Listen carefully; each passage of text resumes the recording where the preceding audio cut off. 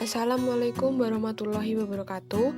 Kami di sini dari kelompok 1, terdiri dari 2 anggota. Saya sendiri, Karina Kusumawardhani, dengan NIM 1905104001 dan teman saya Fitri Lestari dengan NIM 1905104004. Kami di sini akan mempresentasikan dari mata kuliah Bu Ade, pengantar filsafat ilmu, dan tema yang kami angkat adalah ciri-ciri dan karakteristik dari filsafat Cina, filsafat India, Barat, dan Islam.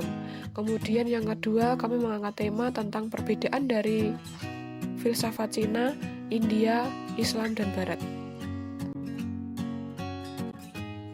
Baik, dimulai untuk slide kedua, yakni pengertian dari filsafat sendiri. Filsafat itu adalah suatu pemikiran dan kajian kritis terhadap kepercayaan dan sikap yang sudah dijunjung tinggi kebenarannya melalui pencarian dan analis konsep dasar mengenai bidang kegiatan pemikiran untuk menciptakan kebijaksanaan dan pertimbangan yang lebih baik. Dari ciri-ciri filsafat, menurut A. Fadil Lubis, filsafat itu memiliki 3 ciri utama. Yang pertama yakni secara universal, kedua radikal, ketiga sistematis. Untuk pengertian dari universal sendiri, artinya menyeluruh, yaitu pemikiran yang luas dan tidak aspek tertentu saja. Untuk radikal atau mendasar, yaitu pemikiran yang dalam sampai kepada hasil yang fundamental dan esensial. Untuk yang ketiga, sistematis, yaitu mengikuti pola dan metode berpikir yang runtut dan logis meskipun spekulatif. Kemudian kami sebutkan dari penambahan beberapa ahli secara pandangan mereka memiliki 5 pandangan berbeda, yakni secara deskriptif, kritis, analis, evaluatif, dan spekulatif. Untuk deskriptif sendiri, yakni suatu uraian yang terperinci tentang sesuatu, menjelaskan mengapa sesuatu berbuat begitu. Yang kedua, kritis, yakni mempertanyakan segala sesuatu dan tidak menerima begitu saja apa yang terlihat sepintas, yang dikatakan dan yang dilakukan masyarakat. Yang ketiga, analis, yakni mengulas dan mengkaji secara rinci dan menyeluruh sesuatu, termasuk konsep dasar yang dengannya kita memikirkan dunia dan kehidupan manusia.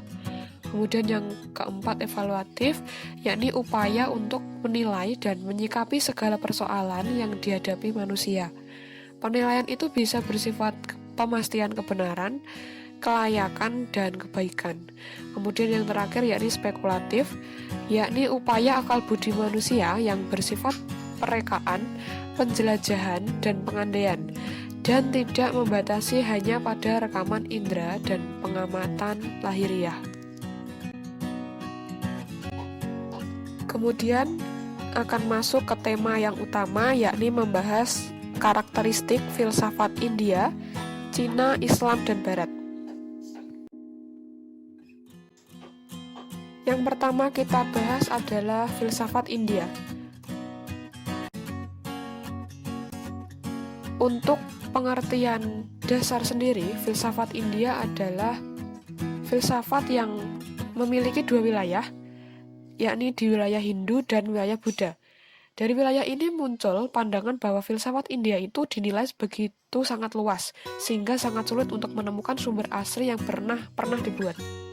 Selain dikatakan bahwa catatan histografi dan biografi dalam filsafat India kurang lengkap, sehingga menyulitkan untuk menuliskan pemikiran seperti pemikiran filsafat yang sudah berkembang.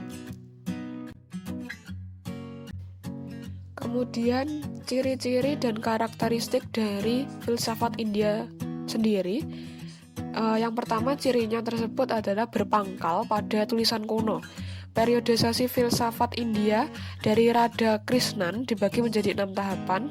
Kemudian mereka memiliki 2 aliran terhadap Veda. Kemudian karakteristiknya, latar belakang berlandaskan pada mitos atau ritus keagamaan, sedangkan konsep rasionalitas atau logika tidak ditemukan. Maka filsafat India dianggap sebagai pemikiran yang hanya berbicara masalah keagamaan atau spiritual. Kemudian dari ciri-ciri filsafat India sendiri, mereka memiliki 3 ciri-ciri yang paling utama, yakni tulisan kuno, kedua memiliki 6 periodisasi, yang kedua mereka memiliki 2 aliran terhadap Weda. Dari pengertian tulisan kuno sendiri, itu adalah dalam tulisan itu berisikan pemahaman dan sistem-sistem kehidupan India kala itu. Misalnya unsur-unsur ajaran yang berbau animisme, dinamisme, dan monotisme. Khususnya pengertian Brahmana yang artinya yang mutlak kekal, kemudian Atman yang artinya jiwa dan kesatuan mereka. Kemudian dari 6 periodisasi sendiri, mereka memiliki periode Weda itu dari 1500 sampai 800 sebelum Masehi, kemudian periode Epos 600 sampai 400 sebelum Masehi, kemudian periode Sutra 300 sampai 300 sebelum Masehi sampai 300 Masehi. Kemudian periode skolastik yakni 300 sampai 1500 Masehi. Kemudian periode ke-8 yakni 1500 sampai 1900 Masehi. Dan yang terakhir periode kontemporer yakni 1850 sampai 2000 Masehi. Kemudian dari 2 aliran terhadap Weda sendiri, yang pertama adalah Astika atau ortodok. Ini mengakui bahwa Weda sebagai otoritas tertinggi dan mempercayai adanya Tuhan. Kemudian yang kedua yakni Nastika atau heterodok. Mereka tidak mengakui adanya Tuhan dan juga tidak mengakui Weda sebagai otoritas tertinggi. Kemudian dari slide 10 yakni filsafat Cina. Kemudian dilanjutkan dengan slide 10 yakni filsafat Cina. Untuk pengertian dari filsafat Cina sendiri berdasarkan buku Sejarah Filsafat Cina dari Feng Yuan, filsafat Cina adalah salah satu dari filsafat tertua di dunia dan dipercaya menjadi salah satu filsafat dasar dari 3 filsafat dasar yang mempengaruhi sejarah perkembangan filsafat dunia, di samping filsafat India dan filsafat Barat. Kemudian untuk slide 12, yakni ciri-ciri dari filsafat Cina akan dilanjutkan oleh teman saya, Fitri Lestari. Waktu dan tempat dipersilahkan. Baik, di sini saya akan melanjutkan presentasi dari Karina, yaitu ciri-ciri filsafat Cina. Yang pertama, politik. Masalah politik dan pemerintahan merupakan masalah sehari-hari yang tidak dapat dihindarkan. Maka, filsafat Cina berkecenderungan mengutamakan pemikiran praktis berkenaan masalah dan kehidupan sehari-hari. Yang kedua, humanisme. Filsafat Cina bertolak dari semacam humanisme. Tekanannya pada persoalannya kemanusiaan melebihi filsafat Yunani dan India. Yang ketiga, etika dan spiritualitas. Etika dianggap sebagai inipati kehidupan manusia dan sekaligus tujuan hidupnya. Spiritualitas seseorang dinilai melalui moral dan etikanya dalam kehidupan sosial, kenegaraan, dan politik. Yang keempat, keselarasan hidup. Keselarasan dalam kehidupan sosial hanya bisa dicapai dengan menjunjung tinggi persamaan, kesetaraan, dan kesederajatan.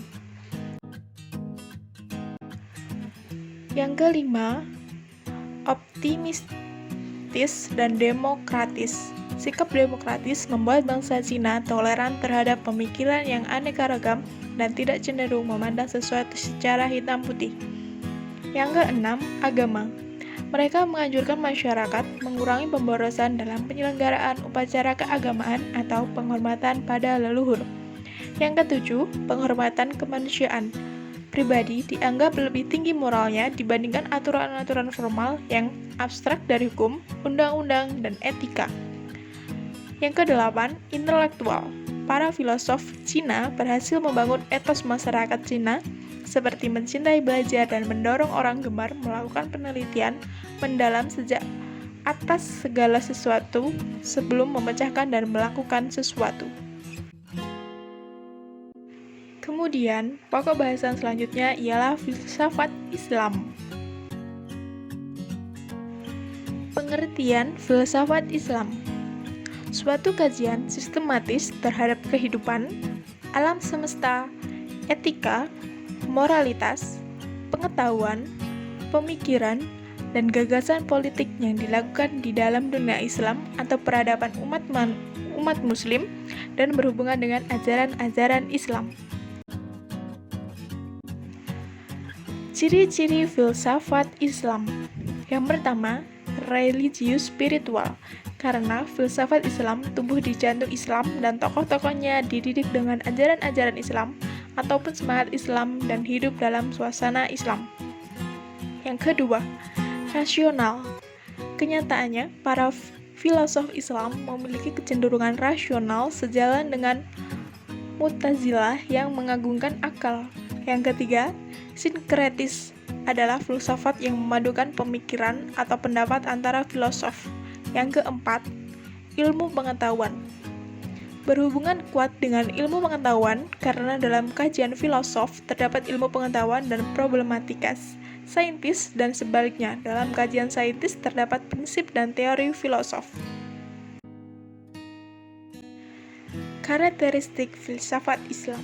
Karakteristik yang terdapat di filsafat Islam yaitu peripatetisme atau masyaikhiyah, iluminasi atau isyraqiyah, dan teosofi transcendent al-hikmah atau al-mutaliyah. Pengertian filsafat peripatetisme adalah paham kelanjutan dari pengaruh ide-ide Aristotelian yang bersifat diskursif demonstransial. Kemudian, pengertian filsafat iluminasi isyraqiyah berbicara mengenai suatu ikatan, kilatan, atau mendadak dalam bentuk pemahaman atau ilham sebagai suatu arus cahaya. Yang ketiga, filsafat hikmah cenderung berbicara masalah esensi atau wujud, sehingga sering disebut-sebut sebagai eksistensialisme Islam. Kemudian pokok bahasan selanjutnya ialah filsafat barat. Pengertian filsafat barat. Filsafat barat adalah ilmu yang biasa dipelajari secara akademis di universitas-universitas di Eropa dan daerah-daerah jajahan mereka. Filsafat ini berkembang di tradisi falsafi orang Yunani kuno. Dalam tradisi filsafat barat di Indonesia sendiri yang notabene-nya adalah bekas jajahan bangsa Eropa Belanda, dikenal dengan adanya pembinangan dalam filsafat yang menyangkut tema tertentu. Tema-tema tersebut adalah ontologi, epistemologi, dan aksiologi. Kemudian, ciri-ciri filsafat barat. Yang pertama, hanya mengakui satu sumber saja, yaitu indera. Dengan hanya mengakui indera, ilmuwan barat mengembangkan hanya satu metode penelitian, yaitu metode observasi atau eksperimen indrawi. Metode observasi ini hanya memang harus dikembangkan secara tingkat yang sangat canggih, tetapi semuanya tetap bermuara pada pencerapan indrawi. Yang kedua, pembinangan dalam filsafat yang menyangkut tema tertentu. Tema-tema tersebut adalah ontologi, epistemologi, dan aksiologi. Yang ketiga yaitu sekularisasi antara agama dan falsafah. Meskipun harus diakui bahwa hubungan antara agama dan falsafah memiliki pasang surut, pada abad pertengahan misalnya dunia barat didominasi oleh dogmatisme gereja atau agamanya. Tetapi, abad modern seakan terjadi pembalasan yang besar-besaran akibat agama tidak memiliki makna apa-apa dalam area refleksi pengetahuan barat. Kemudian memasuki tema kedua, yaitu perbedaan filsafat India, filsafat Cina, filsafat Islam, dan filsafat Barat. Filsafat India mengusung keyakinan akan kesatuan fundamental antara alam dengan manusia. Dengan demikianlah, tidaklah mustahil jika filsafat India bisa jadi solusi bagi krisis spiritual dengan alam saat ini. Filsafat Cina lebih banyak memusatkan perhatian pada persoalan politik, kenegaraan, dan etika. Kecenderungan inilah yang membuat filsafat Cina memiliki ciri yang berbeda dari filsafat India, Yunani, dan Islam. Filsafat Islam, peripatisme, iluminasi, teosofi transcendent, dan yang terakhir, filsafat Barat, yaitu metafisika, epistemologi, aksiologi, etika atau filsafat moral, dan estetika. Sekian presentasi dari kelompok kami. Ada kurang lebihnya kami mohon maaf. Wassalamualaikum warahmatullahi wabarakatuh.